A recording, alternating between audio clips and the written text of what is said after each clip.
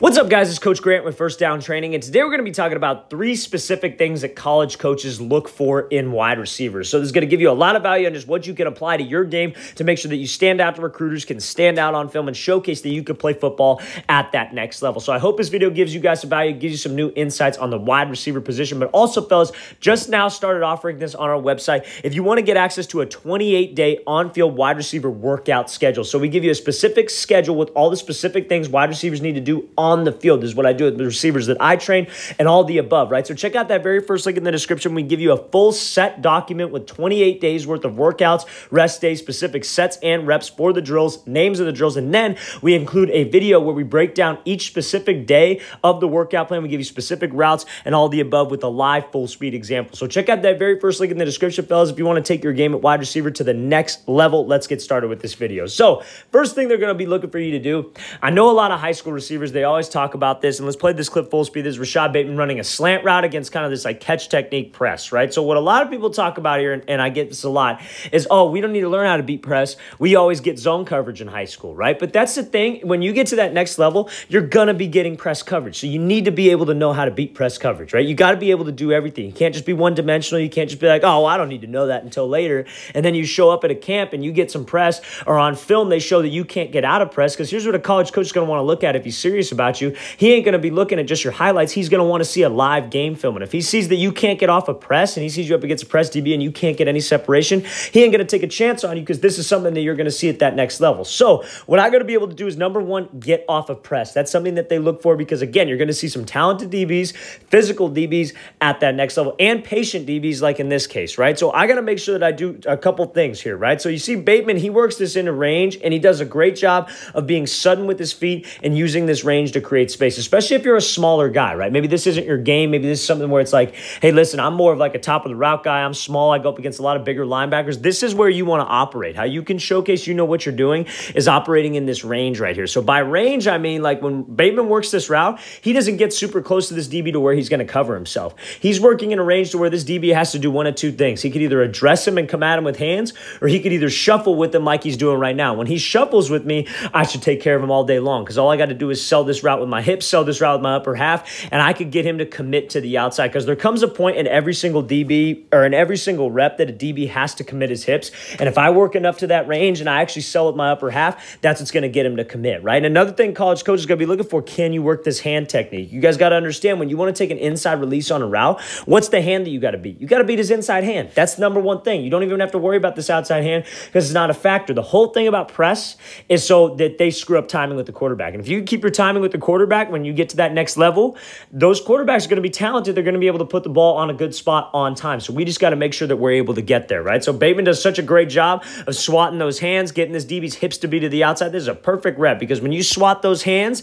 and we get the DB's hips to commit, his hips lock out, he's slow, and then I can make sure that I accelerate and create as much separation as possible over the middle. That's a great route. So number one thing that they're going to be looking for is, I mean, I wouldn't say the number one overall, but the number one thing that we're talking about today is that, can you be able to beat press, right? So let's watch this full speed. Great job operating in that range, getting the DB's hips to commit, and then being able to accelerate, okay? So number two, what they're going to be looking for is, do you have a high route running IQ, right? So they talk about a lot that a lot of the times the best guys, the best receivers are not the fastest guys on the field, most explosive guys on the field. 100% it helps, but that's usually the guys with the best technique and the smartest guys, because they know what's going to work and they know how to get open and they know the reason why behind things, right? So we're going to be looking at this post route here against inside shade. So let's watch this full speed. So he does a great job changing tempo, attacking the outside, putting the brakes on, and then making this play back over the middle. So this also ties into what we're going to be talking about next. But now this is something that you've got to understand as a DB or as a receiver, is what is a DB's responsibilities here, okay? So when I got a DB who's inside shade like this, what does that usually mean? It usually means that he wants to protect the inside. He's trying to force you right here. The sideline is his help. So I don't want to just run out to the sideline if I got to run an out route, because he's going to force me there. I don't want to attack his leverage if I got an inside breaking route, because he's just going to drift to the inside. That's what everybody will say on this. Everybody thinks they know what they're talking about about when they got a guy who's inside shade and they got an inside breaking route. They're like, oh, I'm just going to square him up, attack his leverage, then run the route. That's not how it's going to work, because you know what a DB's coached to do when you attack his leverage? Keep his leverage. Now, if you have an outside breaking route like I'm drawing on the screen right here, and you attack his leverage and he keeps his leverage to the inside, yeah, I just created a whole bunch of space for myself. But when you're running an inside breaking route, you got to do exactly what this receiver did right here. You want to attack the outside shoulder. I'm trying to make him think I'm just running to this building over here. I'm trying to make him think that I'm running deep. So I got to get him to turn his hips. And how I do that is by my pad level, my speed, and my eyes. And now that's what brings me to another thing that coach is going to be looking for. Can you get into a break fast? Can you get out of a break fast? Can you actually sell vertical? And can you be a salesman with what you're trying to do out there on that field? And that comes down from selling vertical. What makes this DB turn his hips is not because we attacked his outside shoulder.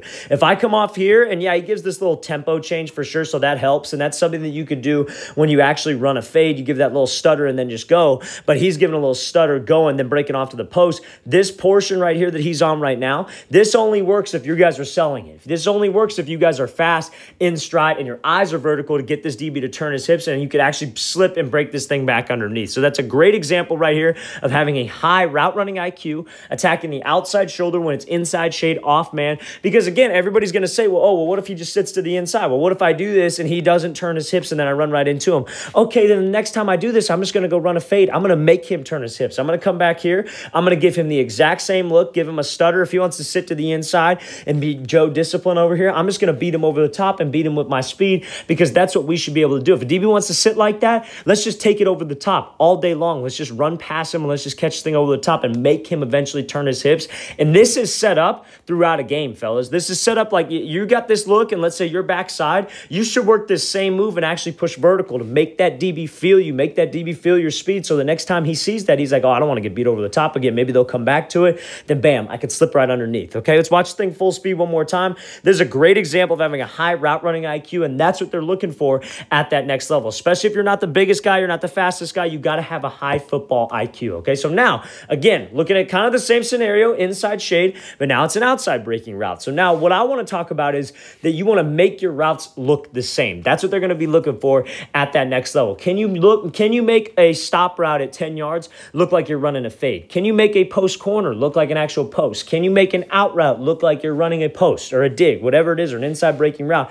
That's what they're looking for. Do you have that, just overall ability and just overall technique and smarts to be able to create space at that next level when these guys just get more athletic and bigger and faster? Let's watch the thing full speed. So we're running an out route, and you see how he sells like a post, just like the clip that we were talking about last time. But now let's actually talk about this. You see how this DB doesn't turn his hips? Because you see when this receiver comes out and he's attacking that shoulder, he kind of gives that little stutter with his feet, right? If I was going to be breaking this thing back inside, I would be covered because I didn't attack his outside shoulder hard enough, right? But I want to make him think that I'm going to the inside. So I change up that tempo a little bit, and I'm actually going to sell with my upper half because I'm running an out route, right? So we got to make sure there's another example of maybe I don't necessarily attack his leverage, but I make it look the same at the top of the break, because that's what we want. That's what gets us separation. You make yourself unpredictable. So on film, a defensive backs coach, a defensive coordinator, and a DB himself can't figure out what you're doing. You're not one-dimensional. Everything looks similar, so they actually have to be disciplined and play your hips and play what you're doing, and that's when we could get a ton of separation. That's when it becomes easy, fellas. So you see just a great example of how we make this look the same at the top. I make it look like a post.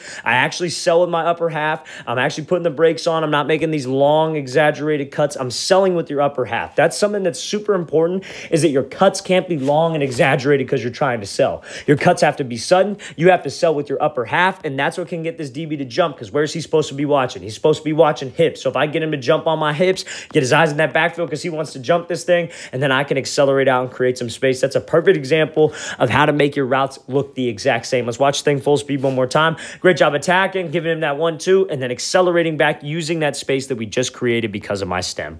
All right, guys, I really want to thank you for watching. I really appreciate it. If you guys have any questions at all, please don't hesitate to leave those in the comments below. I'll get back to you as soon as possible. Hope this video helped you guys out and gave you some new insight. And also, fellas, check out that very first link in the description, 28-day on-field wide receiver workout schedule and workout plan. We give you the specific exercises you need to do to improve your route running, press releases, catching ability, explosiveness, and all the above, broken down to a set plan, 28 days. Very first link in the description, fellas. Hope you guys can check that out soon. I'll see you guys next time.